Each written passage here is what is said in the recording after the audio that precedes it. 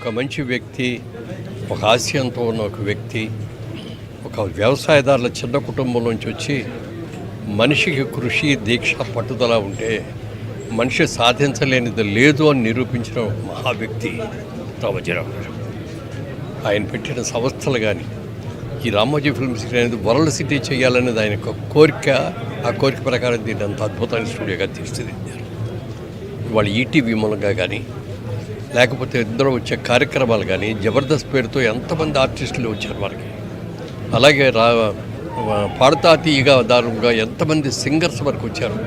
వీటన్నిటి వెనక కృషి రామోజీరావు గారు ఎంతో కృషి. అనేక సంస్థలు పెట్టారు.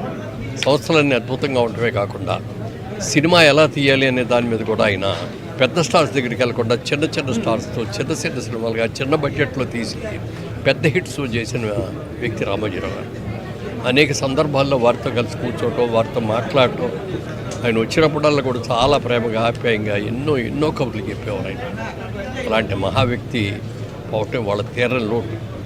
భారత ప్రభుత్వం కూడా పద్మవిభూషణ్ బ్రహ్మాండమైన గౌరవించారు మన భారతదేశంలో.